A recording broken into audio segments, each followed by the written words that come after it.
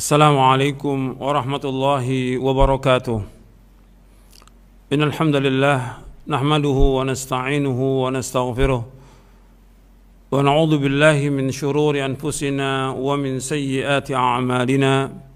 May yahdihillahu fala mudilla lahu wa may yudlil fala hadiya lahu. Asyhadu an la ilaha illallah wahdahu la syarika lahu wa asyhadu anna Muhammadan abduhu wa rasuluh. Allahumma salli wa sallim wa barik ala nabiyina Muhammadin wa ala alihi wa sahbihi ajma'in. Kepada kaum muslimin dan muslimat yang mudah-mudahan dirahmati oleh Allah Subhanahu wa taala. Alhamdulillah, kita bersyukur kepada Allah Subhanahu wa taala atas segala nikmat yang Allah karuniakan kepada kita, nikmat Islam, nikmat iman, nikmat sehat, nikmat afiat, nikmat dijauhkan oleh Allah dari berbagai macam malapetaka. Dan kita sekarang ini berada di akhir Ramadan. Kita bersyukur kepada Allah dan selalu bersyukur kepada Allah. Ini semuanya murni nikmat dari Allah. Kita masih diberikan umur sampai akhir Ramadan ini. Ini kesempatan kita untuk melaksanakan ibadah, untuk mendapatkan malam Lailatul Qadar, dan juga mendapatkan kesempurnaan ibadah puasa kita dan yang lainnya. Kemudian amal yang kita lakukan di akhir Ramadan, ikhwani fiddin, azakumullah, kepada seluruh kaum muslimin dan muslimat, yaitu zakatul fitr. Zakatul fitr ini wajib. Ini harus kita keluarkan 1 hari atau 2 hari menjelang Id, atau ketika seorang itu berangkat menuju ke lapangan. Menuju ke lapangan dia keluarkan, dan itu waktu yang paling afdol. Tapi dikhawatirkan kesibukan kita melalaikan itu. Maka yang terbaik kalau untuk zaman sekarang ini, ya kita 2 hari menjelang Id atau 1 hari menjelang Id, seperti yang disebutkan dalam hadis Ibnu Umar. Amar Rasulullah bi zakatil fitri an tuadda qabla khurujin nas ila shalah. Rasulullah memerintahkan untuk melakukan zakatul fitri dan ditunaikan sebelum manusia pergi menuju ke lapangan pada Yaumul Id. Dan boleh dia dahulukan, artinya 1 hari atau 2 hari, seperti disebutkan juga dari Nafi bahwa Ibnu Umar memberikan kepada orang-orang yang menerima, orang-orang fakir atau miskin yang menerima, wa kanu yu'tauna qabla al-fitri biyaumin aw yaumaini, dan mereka memberikannya zakatul fitri 1 hari atau 2 hari sebelum Id. Ini diriwayatkan oleh Imam Bukhari. Dan ikhwan fillah azakumullah, bahwa hukum zakat fitrah ini wajib. Hukum zakatul fitri ini hukumnya wajib. Jadi zakatul fitri wajibatun ala kulli muslimin. Zakat fitri itu wajib atas setiap muslim. Jadi sering disebutkan oleh para ulama dengan zakatul fitri, dan juga disebutkan dengan shadaqatul fitri. Shadaqatul fitri. Dasarnya hadis Ibnu Umar. Kata Ibnu Umar radhiyallahu anhu maqal, farada Rasulullah SAW zakatul fitri sa'an min tamrin aw sa'an min sya'irin al-abdi wal hurri wal dhakari wal untha والصغير والكبير من المسلمين وأمر بها أن تؤدى قبل خروج الناس إلى الصلاة. Kata Ibnu Umar radhiyallahu anhuma, ia berkata, Rasulullah SAW telah mewajibkan zakatul fitri 1 sa' dari kurma atau 1 sa' dari gandum, wajib atas seorang hamba sahaya, orang merdeka, laki-laki, perempuan, anak kecil, dan orang dewasa dari kaum muslimin. Dan Rasulullah memerintahkan untuk dikeluarkan zakatul fitri sebelum manusia pergi menuju ke sholat Id, ke lapangan. Hadis ini disepakati oleh Imam Bukhari Muslim, diriwayatkan juga oleh Imam Tirmidzi, Abu Daud, Ibnu Majah. Jadi ini wajib semuanya, laki-laki, perempuan, hamba sahaya, orang merdeka, anak kecil, Jadi anak kita yang masih kecil itu wajib. Gitu. Dia baru umur sehari mau melahirkan tetap wajib. Adapun janin tidak. Jadi orang dalam kandungan itu nggak dikeluarkan zakat. Zakat itu kalau dia sudah lahir dia, itu wajib dikeluarkan zakatnya. Jadi yang dalam kandungan tidak. Dan kewajiban ini atas setiap muslim dan muslimah. Dan kita boleh mengeluarkan zakatul fitri untuk orang yang kita tanggung, seperti hamba saya, atau kalau pembantu kita nggak mampu, kita yang tanggung, istri, anak. Dengan dasar hadis Ibnu Umar, amar Rasulullah bi sadaqatil fitri anis saghiri wal kabir wal hurri wal abdi mimman tamunun. Dari Ibnu Umar radhiyallahu anhu, ia berkata Rasulullah memerintahkan untuk melakukan sadaqatul fitri. Sadaqatul fitri adalah zakat fitri. Dari anak kecil, orang dewasa, orang merdeka, hamba sahaya, dari orang-orang yang kalian tanggung nafkahnya, orang yang kalian tanggung nafkahnya.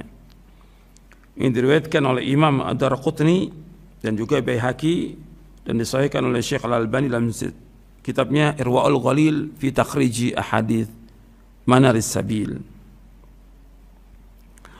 Kemudian tentang ukurannya disebutkan dalam hadis yang tadi satu sok itu ya 2,5 kilogram atau 3 kilogram gitu. Lebih nggak ada masalah, tapi jangan kurang, karena ukuran kita kadang-kadang juga timbangan-timbangan itu tidak benar. Makanya yang bagus kita lebihkan, lebih bagus daripada kurang. Dan disebutkan di sini kalimatnya ta'am min ta'am, dari makanan. Artinya dari makanan pokok yang ada di tempat itu. Kalau tempat itu ya kurma, ya kurma. Kalau tempat itu gandum, ya gandum. Nah, makanan pokok kita di Indonesia ini beras. Keluarkan beras. Gitu. Jadi 2,5 kilogram atau 3 kilogram beras kita keluarkan. Bukan uang.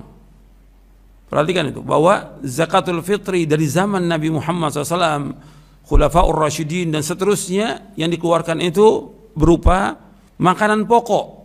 Di zaman Nabi sudah ada dirham, sudah ada dinar, tapi tidak ada seorang pun sahabat yang mengeluarkan dengan dinar dan dirham, tidak ada. Semua mengeluarkan dengan makanan pokok, dan itu tidak berat, tidak menyulitkan sama sekali.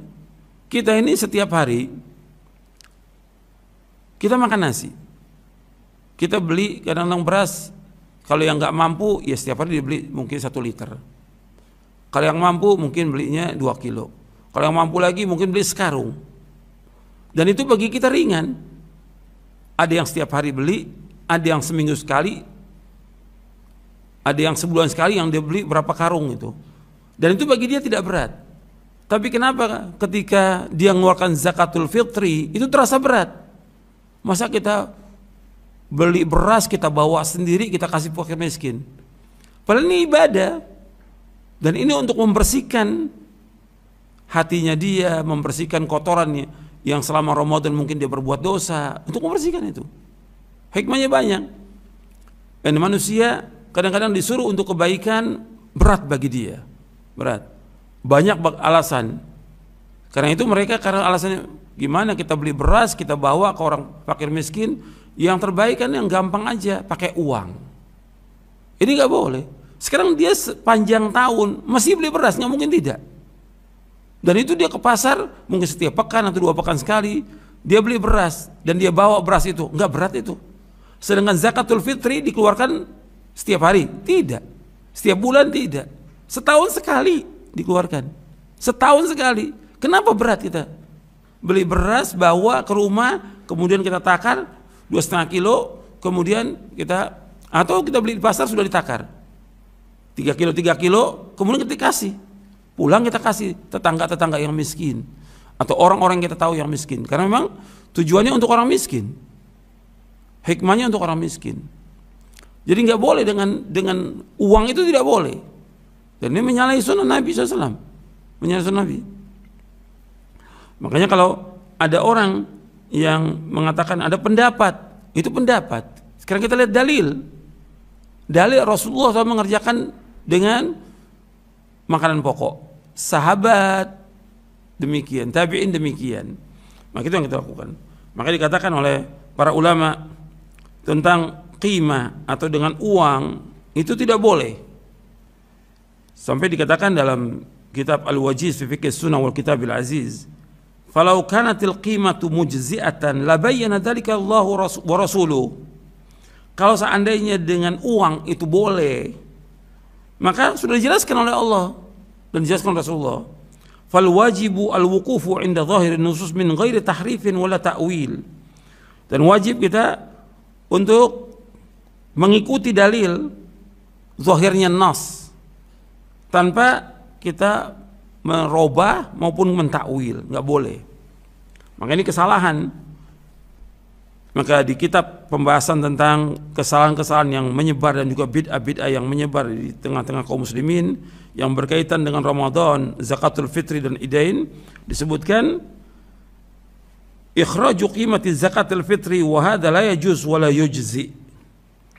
Mengeluarkan uang, artinya bentuknya uang dari zakatul fitr, ini tidak boleh dan tidak mencukupi. Dan Nabi SAW menyebutkan bahwa tujuan dari zakatul fitri itu untuk memberikan makan, membersihkan orang yang puasa dan juga memberikan makan kepada orang-orang miskin. Disebutkan dalam hadis Ibnu Abbas. Hadis Ibnu Abbas yang hasan yang diriwayatkan oleh Imam Ibnu Majah dan Abu Daud, diriwayatkan oleh Imam Abu Daud dan Ibnu Majah. Kata Ibnu Abbas radhiyallahu anhuma, farad Rasulullah SAW zakatul fitri tuhratan lis-shaimi min al-laghwi war-rafathi wa tu'matan lil masakini faman adda qabla as-salati fahiya zakatun maqbulatun wa man adda ba'da as-salati fahiya sadaqatun min as-sadaqat. Kata Ibnu Abbas radhiyallahu anhuma, ia berkata Rasulullah SAW telah mewajibkan zakat al-fitri untuk membersihkan orang-orang yang puasa. Artinya membersihkan orang puasa dari apa? Minal lagwi war rafath, dari perkataan atau perbuatan yang sia-sia dan juga perkataan-perkataan yang kotor. Artinya dengan zakatul fitri akan menghapuskan dosa itu. Wa tu'matan lil masakin, dan juga untuk memberikan makan kepada orang-orang miskin. Dari hadis ini menunjukkan bahwa zakatul fitri diberikan kepada orang miskin. Orang miskin, Nabi menyebutkan dengan orang miskin, arti fakir miskin yang diberikan. Faman adda qabla shalah, barang siapa yang mengeluarkan zakat itu dan memberikannya kepada fuqara al-masakin itu qabla shalah, sebelum salat Id, sebelum salat Idul Fitri, fahiya zakatun maqbulah, maka itu zakat yang diterima. Wa man adda ba'da shalah, barang siapa yang mengeluarkan zakatul fitri sesudah salat Id, fahiya sadaqatun minas sadaqat, maka itu merupakan sedekah dari sedekah-sedekah biasa. Artinya bukan zakatul fitri. Kita wajib melakukan zakatul fitri. Kalau sedekah biasa aja. Kalau dikeluarkan sesudah salat Id. Jadi yang kita keluarkan ini zakatul fitri sebelum salat Id. Ini yang berkaitan dengan zakatul fitri, dan kita wajib untuk mengeluarkannya di akhir Ramadan. Sudah kita siapkan itu berasnya, kita beli berasnya, kemudian kita berikan. Dan ini enggak berat. Kita ke pasar beli beras itu atau di supermarket atau yang lainnya, itu mudah, enggak sulit. Bawa ke rumah kemudian kita bagikan. Atau habis kita beli langsung kita bagikan kepada fuqara masakin. Dan kita serahkan orang, karena kita kalau serahkan ke orang kita nggak tahu amanah atau tidak orang itu. Kadang-kadang serahkan kepada masjid, kita juga belum tahu masjid itu amanah atau tidak, orangnya paham atau tidak. Yang terbaik kita langsung berikan kepada fuqara masakin. Ini yang berkaitan dengan zakatul fitri. Sekarang kita akan bahas yang berkaitan dengan salatul Id. Masalah Id masalah penting, karena banyak kaum muslimin juga belum paham tentang yang berkaitan dengan salatul Id. Para ulama selalu membahas tentang salatul Idain, salat Idul Fitri dan Idul Adha. Yang kita bahas adalah salat Idul Fitri, karena insyaallah beberapa hari lagi kita akan masuk Idul Fitri, dan kita di akhir Ramadan kita bersyukur kepada Allah apabila kita sudah sempurna menyempurnakan puasa Ramadan, maka dianjurkan kita untuk mengagungkan Allah, membesarkan Allah, di samping dengan mengeluarkan zakatul fitri dan juga melaksanakan perintah Allah dan menjauhkan larangannya. Di antaranya kita diperintahkan untuk melakukan salat Id. Tentang hukum salat Id, salatul Idain atau salat Idul Fitri dan Idul Adha, di dalam kitab fikih dibahas salatul Idain, salat Idul Fitri dan Idul Adha. Itu hukumnya, para ulama menjelaskan hukumnya adalah wajib atas laki-laki. Sebagian ulama menyebutkan wajib atas laki-laki dan perempuan. Ada yang berpendapat wajib kifayah, ada yang berpendapat bahwa sholat Id itu wajib atas laki-laki dan sunnah atas wanita. Itu pendapat-pendapat para ulama yang berkaitan dengan masalah ini. Tapi yang kuat, sebagaimana dijelaskan oleh Syekhul Islam Ibnu Taimiyah rahimahullah dan juga yang lainnya, artinya dijelaskan oleh Ibnu Hazm, oleh Imam Asy-Syaukani, As-San'ani, Syekh Albani, Syekh bin Baz dan yang lainnya, semua berpendapat, dan juga Syekh Utsaimin rahimahullah, bahwa salatul Id adalah fardu ain. Dalam riwayat disebutkan, amarana Nabi SAW an nukhrija fil idain al-awatiqa wa dhawatil khudur wa amara al-huyyat ay ya'tazilna musallal muslimin. Muttafaqun alaih. Dari hadis Ummu Atiyah radhiyallahu anha, Rasulullah SAW atau Nabi SAW memerintahkan kami untuk mengeluarkan fil idain, salat Idul Fitri dan ada al-awatiq. Al-awatiq jamu atik wa hiya al-jari al-baligha, perempuan yang sudah balik. Wa dhawatil khudur, dhawatil khudur artinya al-abkar. Khudur artinya al-buyut, maksudnya gadis-gadis pingitan yang di rumah saja, itu juga harus dikeluarkan. Wa amar al-huyat, dan juga perempuan yang haid diperintahkan untuk dikeluarkan dari rumah, harus keluar mereka. Ayatazilna musal muslimin, mereka datang tapi mereka menjauh dari tempat sholat, artinya mereka berada di pinggir karena mereka tidak ikut sholat, perempuan yang haid. Ini hadis disepakati oleh Bukhari dan Muslim. Pernah ada seorang bertanya kepada Rasulullah SAW, pertanyaan begini, ya Rasulullah, ala ihdana ba'sun idza lam yakun la jilbabun alla takhruj. Ya Rasulullah, apakah boleh seorang di antara kita nih, wanita ini yang tidak punya jilbab, boleh tidak untuk tidak keluar karena nggak punya jilbab? Maka Nabi menjawab SAW, litul bisaha atau litul bisha sahibatuha min jilbabiha falyashhadna al khaira wa da'watal mu'minin. Muttafaqun alaih. Nabi menjawab SAW, hendaknya temannya, saudaranya, tetangganya memberikan baju kepada dia, memberikan jilbab. Hendaknya dia menyaksikan kebaikan dan menyaksikan dakwahnya kaum mukminin. Artinya Nabi SAW di sini menunjukkan bahwa tetap perempuan yang nggak punya jilbab dikasih jilbab, dikasih mereka jilbab agar mereka pakai jilbab, artinya baju yang sempurna. Wanita, pakaian wanita yang sempurna yang menutup seluruh tubuhnya, aurat, yang boleh terlihat hanya muka dan kedua tapak tangan. Maka kalau dia nggak punya, dipinjamkan atau diberikan oleh tetangganya agar dia keluar menuju ke lapangan menyaksikan dakwahnya kaum muslimin. Ini yang berkaitan dengan hukumnya, artinya hukumnya wajib dan dianjurkan semuanya untuk keluar menuju ke lapangan. Tentang waktunya salat Id itu disebutkan yaitu ketika matahari sudah agak tinggi. Disebutkan dalam hadis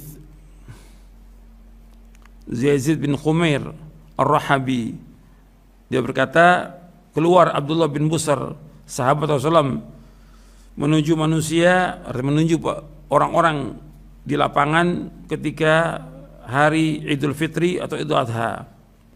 Kemudian ada yang mengingkari, imam itu datangnya terlambat. Kemudian dia mengatakan, inna kunna qad faraqna sa'atana hadhi wa dzalika hina tasbih. Dan sungguhnya kami ini, saat inilah kami baru selesai untuk memulai melaksanakan, artinya udah selesai waktunya, maksudnya waktu matahari itu, waktu yang dilarang itu sudah selesai, sudah hilang waktu yang dilarang. Karena ketika matahari mau terbit antara subuh, habis selesai sholat subuh itu, dari mulai terbit fajar sampai matahari terbit, itu waktu dilarang, nggak boleh kita sholat. Faragna, kami selesai ini dari waktu yang dilarang. Wa dzalika hina tasbih, dan ini ketika tasbih, maksudnya yuridu sa'ata irtifa'i syams wa inqidha'i waqtil qaraha wa dukhuli waqti subha wa hiya nafilah. Ini riwayatnya riwayat Abu Daud, Ibnu Majah, dijelaskan dalam kitab Aunul Ma'bud. Yang dimaksud ketika tasbih itu artinya sudah mulai matahari tinggi dan sudah hilang waktu yang dilarang, dan kita sudah masuk untuk melaksanakan sholat sunat. Itu artinya boleh orang mulai melaksanakan sholat sunat yang ada, dan sholat id wajib. Artinya di sini waktu sholat id itu ketika matahari sudah terbit dan sudah mulai tinggi. Kalau umpamanya terbitnya jam 6 kurang 10 atau 5:50 terbit matahari umpamanya, maka kita udah bisa melaksanakan sholat id jam setengah 7 atau jam 7 kurang seperempat, itu sudah tinggi matahari. Itu kita melaksanakan sholat id, baik Idul Fitri maupun Idul Adha. Itu waktunya. Kalau pas matahari mau terbit nggak boleh, dilarang. Nggak boleh kita sholat ketika matahari menjelang terbit, nggak boleh. Dan ketika terbit juga nggak boleh. Tunggu sampai tinggi baru boleh kita sholat. Kemudian pelaksanaan sholatnya di mana tempatnya? Pelaksanaan sholat itu di mana tempatnya? Yang dibahas oleh para ulama dari zaman dahulu. Tempatnya yaitu di musola, di lapangan. Syekh Albani itu menyebutkan di dalam kitabnya Salatul Idain fil Musalla. Salat id itu di musola. Hiya sunnah, ini yang sunnah. Salat id itu di musola. Maksud musola itu di lapangan. Nabi SAW salat id nggak pernah di Masjid Nabawi. Jelas Masjid Nabawi itu punya keutamaan. Sekali salat di Masjid Nabawi fadilahnya berapa? 1000 kali dari masjid yang seluruh dunia. Tapi Nabi nggak pernah lakukan salat Idul Fitri maupun Idul Adha di Masjid Nabawi. Tidak pernah, meskipun hanya sekali, nggak pernah. Mesti Nabi lakukannya di lapangan. Dan itu yang sunnah dilakukan. Dan di antara ulama pada abad 20 yang menghidupkan ini, itu Syekh Ahmad Muhammad Syakir, seorang ahli hadis dari Mesir rahimahullah, dan juga Syekh Muhammad Hasan Albani rahimahullah, seorang ahli hadis dari Syam. Kedua-duanya berjuang ini untuk menghidupkan sunnah Nabi di lapangan. Karena di zaman itu kurang lebih 70 tahun yang lalu dan sebelumnya lagi, itu ratusan tahun umat Islam sholatnya di masjid, sholat id itu. Baru sekitar tahun 1950 mulai itu Syekh Ahmad Muhammad Syakir membahas tentang masalah sholat itu harus di lapangan. Begitu juga Syekh Albani kurang lebih tahun 60-an membahas tentang sholat id di lapangan. Baru mulai itu hidup, itu mulai dilaksanakan di Mesir, di Syam, di mana-mana. Dulu nggak ada orang mengadakan sholat di lapangan, semua di masjid. Makanya ini termasuk mujaddid, pembaharu. Memperbarui artinya menghidupkan sunnah Nabi yang sudah lama mati, nggak dilaksanakan. Orang semuanya sudah melaksanakan sholatnya itu bertahun-tahun, ratusan tahun di masjid. Ini nggak ada sunnahnya. Kalau kita kembali di zaman Rasulullah SAW, Rasul mengerjakan sholatnya di lapangan. Dan itu yang sunnah. Dan Nabi terus-menerus melakukan demikian. Dalam hadis Abu Sa'id Al-Khudri radhiyallahu an, beliau berkata, kan Rasulullah yakhruju yawm al-fitri wal adha ila al-musalla, fa awwalu syai'in yabda'u bihi as-salah, thumma yansarifu wa yaqumu muqabil an-nas, wan nasu julusun ala sufufihim, fa ya'idhuhum wa yusihim wa ya'muruhum. Adalah Rasulullah SAW keluar pada hari Idul Fitri dan Idul Adha menuju ke musalla, ke lapangan. Musalla di sini maksudnya lapangan. seperti disebutkan oleh Al-Hafidz Ibnu Hajar Al-Asqalani dan juga yang lainnya. Yang pertama kali Nabi mulai adalah sholat. Kemudian setelah itu Nabi menghadap kepada manusia yang mereka duduk, Nabi memberikan nasihat, memberikan wasiat dan merintahkan mereka untuk taat kepada Allah dan Rasulnya. Ini hadis sahih riwayat Bukhari, Muslim, Nasa'i dan yang lainnya. Kemudian yang kedua hadis Abdullah bin Umar radhiyallahu anhu. Karena Rasulullah yaghdu ilal musalla fi yaumil Id. Adalah Rasulullah pergi ke musalla, ke lapangan pada yaumul Id.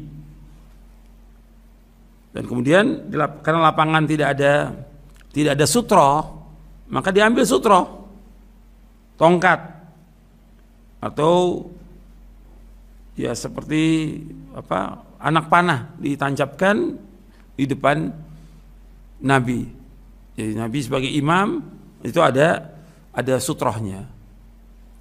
Ini hadis diriwayatkan oleh Bukhari, Muslim, Abu Daud, Nasai, Ibnu Majah, Ahmad. Kemudian hadis yang ketiga, hadis Bara bin Azib.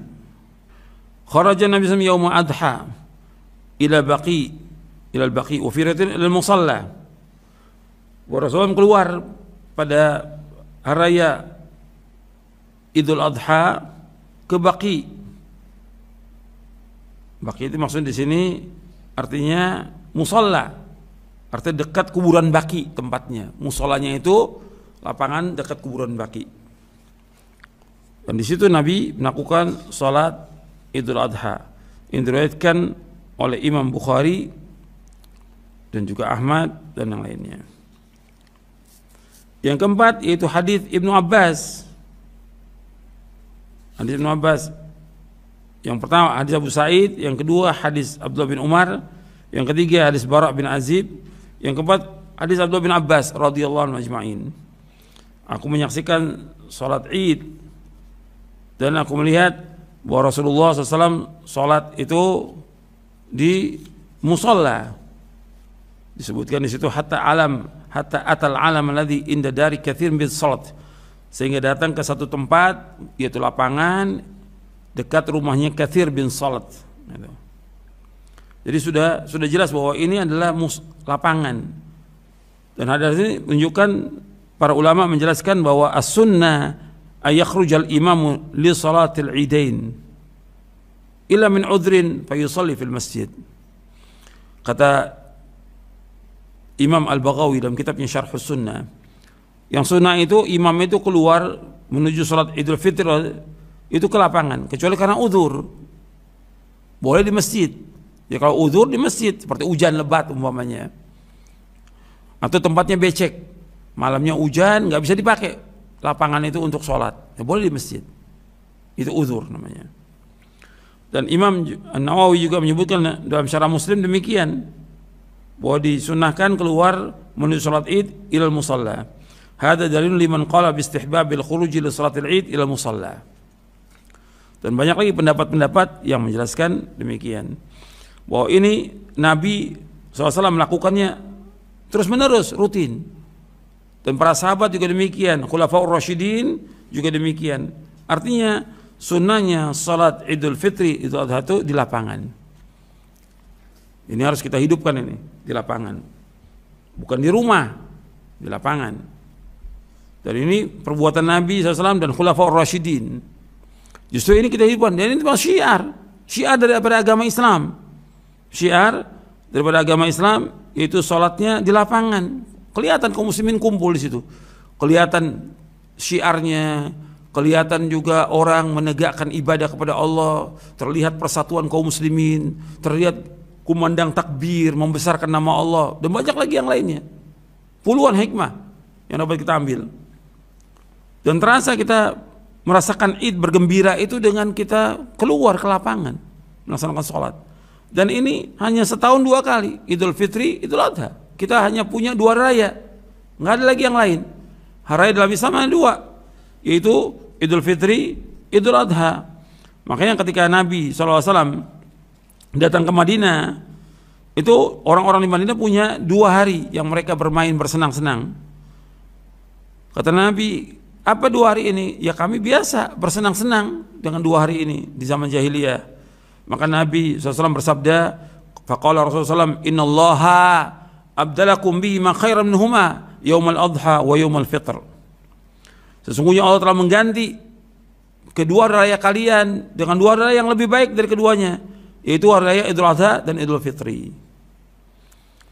Jadi 2 hari raya ini yang dibolehkan dan disunahkan untuk kita rayakan. Selain itu nggak ada perayaan-perayaan apa maulid itu yang nggak ada dalam Islam.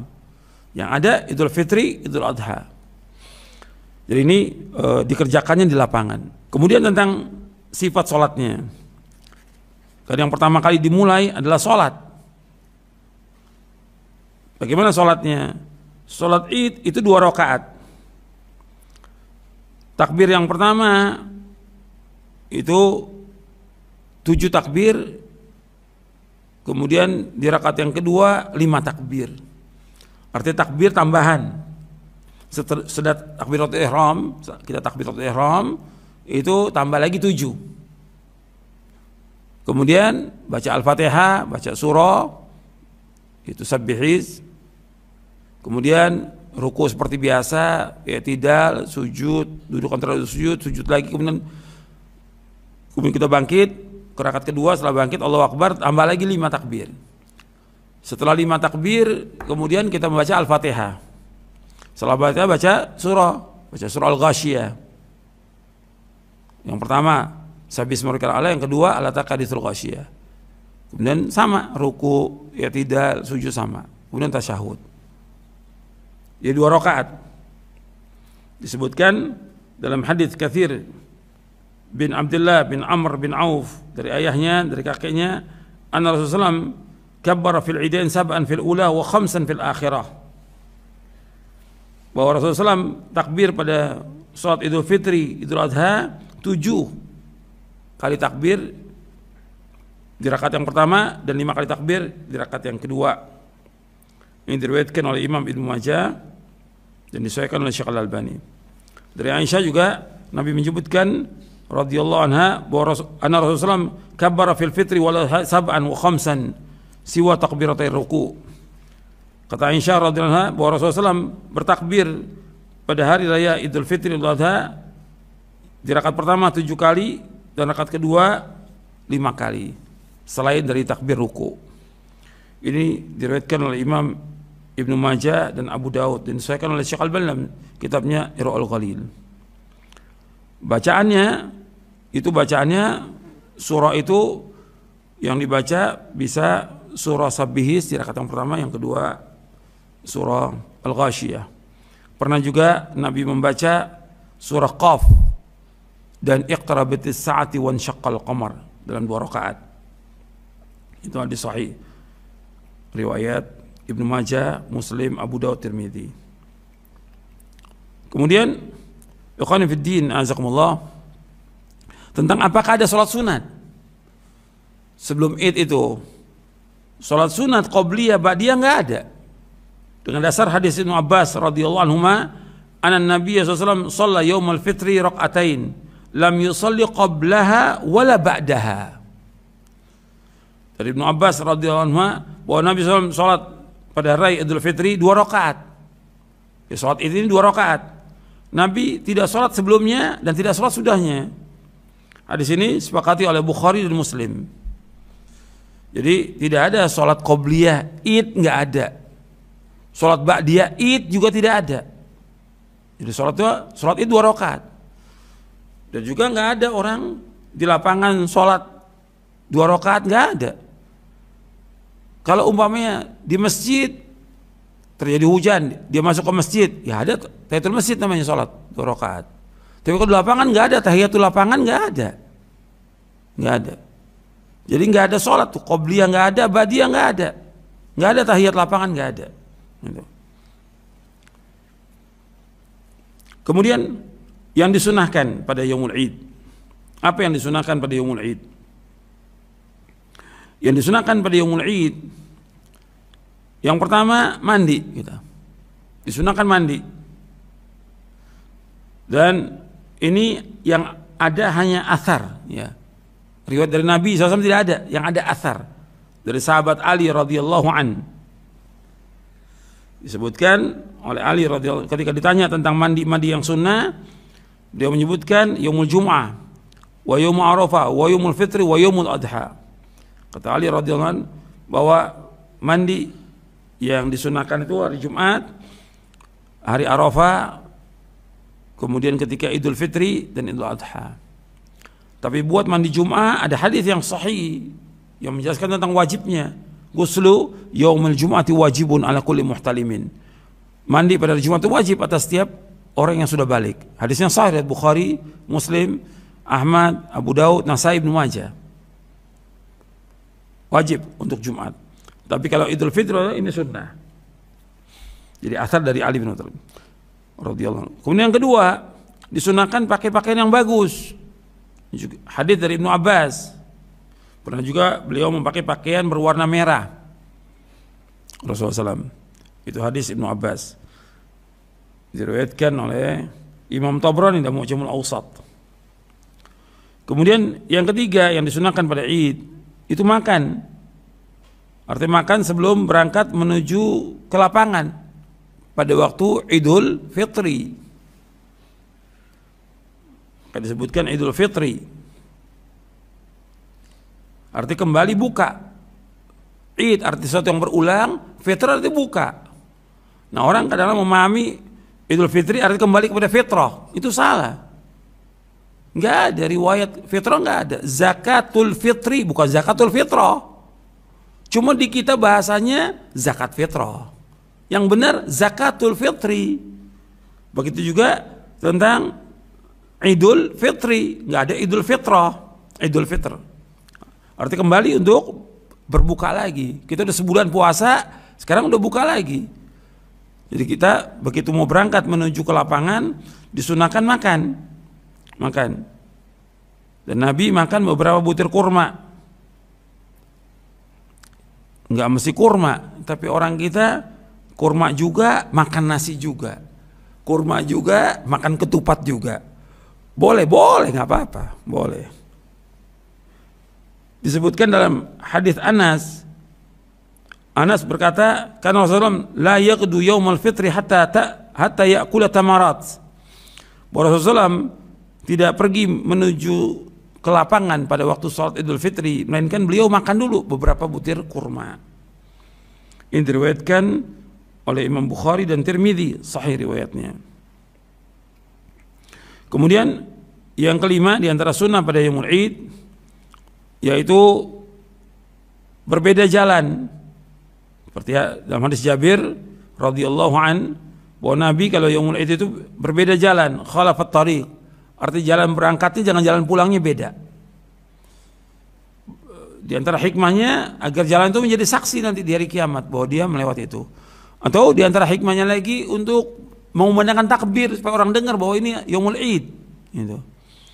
Di antara hikmahnya lagi untuk membesarkan nama Allah supaya musuh-musuh Allah juga takut dengan dikumandangkan takbir. Itu di antara hikmahnya.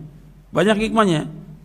Kenapa Nabi SAW berbeda jalan ketika Idul Fitri dan Idul Adha. Kemudian yang keenam di antara yang disunahkan bertakbir pada raya Idul Fitri, Idul Adha. Kalau Idul Fitri diambil dari ayat Al-Quran surah Al-Baqarah ayat 185, walitukmilul iddata walitukabbirullaha ala ma hadakum wala'allakum tashkurun. Surah Al-Baqarah ayat 185, dan akan menyempurnakan bilangan itu, atau bilangan Ramadan, sempurnakan apa 29 atau 30. Kemudian adalah kalian membesarkan nama Allah, bertakbir atas apa yang Allah berikan petunjuk kepada kalian dan agar kalian bersyukur. Dan Idul Fitri dilakukan, kita bicara Idul Fitri. Mulai takbirnya kapan? Mulai takbirnya ketika kita keluar menuju ke lapangan. Seperti disebutkan dari Ibnu Abi Dzib, dari Imam Az-Zuhri. Meskipun hadis ini mursal, tapi sanadnya sahih. Anna Rasulullah kana yakhruju yawmal fitri fayukabbiru hatta ya'ti al-musalla wa hatta yaqdi as-salah fa idza qada as-salata qata'a takbir. Kata Imam Az-Zuhri bahwa Rasulullah SAW keluar pada raya Idul Fitri, beliau bertakbir di rumah itu bertakbir dengan keluarganya. Ya kalau kita sekarang keluar dengan istri dan anak, ya takbir menuju ke lapangan. Sampai beliau sampai di musola, di lapangan. Kemudian terus takbir sampai beliau sholat. Hatta yaqdiya sholat. Apabila sudah selesai sholat, nggak ada takbir lagi. Jadi pendek waktunya untuk Idul Fitri. Takbirnya dari mulai berangkat pagi hari sampai selesai sholat Idul Fitri. Selesai sudah takbir. Kemudian bentuk takbirnya bagaimana? Disebutkan dalam riwayat Ibnu Mas'ud, ada yang takbirnya 2, ada yang 3. Allahu Akbar, la ilaha illallah, Allahu Akbar, walillahil hamd. Ada yang disebutkan Allahu Akbar, la ilaha illallah, Allahu Akbar, walillahil hamd. Ini diriwayatkan oleh Imam Ibnu Abi Syaibah dan sanadnya sahih. Juga diriwayatkan oleh Imam Baihaqi dalam sunannya. Kemudian ikhwani fiddin, azakumullah, selesai kita mengucapkan, selesai kita sholat id, kemudian mendengarkan khutbah. Imam berkhutbah di lapangan yang pokok memberikan nasihat kepada kaum muslimin untuk bertakwa kepada Allah, mentauhidkan Allah, menjauhkan syirik, kemudian juga bersyukur atas semua nikmat Allah, bersabar atas kondisi yang ada, musibah. Kemudian diingatkan untuk melaksanakan perintah Allah, menjauhkan larangannya, untuk istiqomah. Itu aja, pendek singkat khutbah itu. Dan khutbahnya hanya sekali. Ada yang mengatakan 2 kali, ini pendapat ulama. Tapi sebagian ulama mengatakan 1 kali khutbahnya. Sekali khutbah, nggak ada 2 kali khutbah. Sebab nggak bisa dikias dengan Jumat, sekali khutbah. Seperti pendapatnya Syekh Albani menyebutkan bahwa khutbah itu hanya sekali, bukan 2 kali. Dan pendek khutbahnya. Adapun khutbah diawali dengan takbir 9 kali, riwayat Ibnu Majah, hadis yang dhaif. Boleh diselingi dengan takbir, tapi memakai dalil harus dengan takbir, diawali dengan takbir, itu dhaif riwayatnya. Tapi tetap dimulai dengan khutbatul hajah. Yang penting isinya nasihat. Nasihat untuk kaum muslimin, yang penting buat kehidupan mereka. Yang penting tauhid, diingatkan tentang tauhid, melaksanakan perintah Allah, menjauhkan larangannya, dan istiqamah setelah Ramadan. Itu penting nasihat itu. Kemudian setelah itu para sahabat ketika mereka bertemu, mereka saling mengucapkan taqabbalallahu minna wa minkum. Disebutkan oleh Al-Hafidz Ibnu Hajar Al-Asqalani, kami meriwayatkan dalam kitab Al-Muhamiliyat dengan sanad yang hasan dari Jubair bin Nufair, kana ashabu Rasulullah SAW idza iltaqaw yaumul id yaqulu ba'dhum li ba'din taqabbalallahu minna wa minka. Atau boleh juga taqabbalallahu minna wa minkum. Ini dalam Fathul Bari syarah Sahih Bukhari. Dari Jubair bin Nufair, adalah para sahabat Rasulullah SAW apabila mereka bertemu pada yaumul id, mereka mengucapkan taqabbalallahu minna wa minkum. Artinya mudah-mudahan Allah menerima amal kami dan amal kamu. Jadi ucapan mereka itu, ucapannya itu, nggak ada yang lain. Jadi ucapan ketika itu taqabbalallahu minna wa minkum, nggak ada yang lain. Jadi karena ashabun Nabi SAW idza taqaw yaumul id yaqulu ba'dhum li ba'din taqabbalallahu minna wa minkum. Para sahabat Nabi SAW apabila bertemu pada yaumul id, sebagian mereka dan sebagian mengucapkan taqabbalallahu minna wa minkum. Dan dikatakan oleh Al-Hafidz, diriwayatkan oleh Imam Al-Muhamili dan yang lainnya dengan sanad yang sahih. Syekh Albani juga mensahihkan di dalam kitabnya Tamamul Minna fi Takhriji Fiqh Sunnah. Jadi ucapan yang ada ketika itu yang masyru', yang disyariatkan dari perbuatan sahabat, fi'lus salaf, fi'lus sahabah, taqabbalallahu minna wa minkum. Enggak ada yang lain. Enggak ada ucapan kullu amin wa antum bi khair, Eid Sa'id, Eid Mubarak, minal a'idin wal faizin. Ini enggak ada. Enggak ada contoh dari sahabat, tabi'in, enggak ada ini. Enggak ada. Jadi kita kembali kepada contoh sahabat. Sahabat melakukan demikian, kita ikut sahabat radhiyallahu anhum. Kan kita berpegang teguh kepada Quran wa sunnah ala fahmi salaf. Sekarang fi'lus salaf mengucapkan demikian, ya kita ikuti. Dan juga kalau kita lihat ucapan sahabat itu bentuknya doa. Taqabbalallahu minna wa minkum. Mudah-mudahan Allah terima amal kami dan amal kamu. Adapun kalimat yang lain, qulu aminu antum bi khair, bukan doa. Setiap tahun kita kalian berada dalam kebaikan. Id Said, Id yang bahagia, enggak ada doa. Id Mubarak, Id yang diberkahi, enggak ada doa. Minal aidin wal faizin, termasuk orang-orang yang kembali dan sukses, juga bukan doa. Yang terbaik udah doa. Taqabbalallahu minna wa minkum. Itu yang terbaik kita ucapkan. Kemudian ikhwan fillah, azakumullah, ada beberapa kesalahan yang terjadi ketika Yaumul Id yang dilakukan oleh sebagian kaum muslimin yang harus diperbaiki. Kesalahannya yaitu atau kemungkaran di saat Id itu berhari raya dengan acara musik dan nyanyian. Ini kemungkaran. Atau di kita ini di Indonesia ini pukul beduk. Ada yang pukul beduk. Beduk nggak ada manfaatnya, dan beduk juga nggak ada manfaat dalam Islam. Bukan syiar agama Islam. Di dalam buku hukum lagu musik saya sebutkan tentang beduk dalam syariat Islam. Beduk adalah alat musik dan bukan dari syariat Islam. Beduk bukan dari agama Islam. Menabuh beduk kebiasaannya orang-orang kafir dari ahlul kitab. Beduk tidak termasuk dalam syiar agama Islam. Beduk tidak ada hubungan dengan ibadah dalam Islam. Beduk tidak ada hubungan dengan puasa. Beduk tidak ada hubungan dengan hari raya. Menabuh beduk termasuk tasyabuh dengan orang-orang kafir. Beduk disukai oleh iblis dan setan. Beduk yang ditabuh itu mengganggu kaum muslimin. Beduk yang ditabuh itu mengganggu tetangga, mengganggu orang tidur, mengganggu orang sakit. Menabuh beduk membuang-buang waktu. Menabuh beduk tidak ada pahalanya. Menabuh beduk termasuk berdosa karena mengganggu orang lain. Ini diantara kesalahannya. Kemudian juga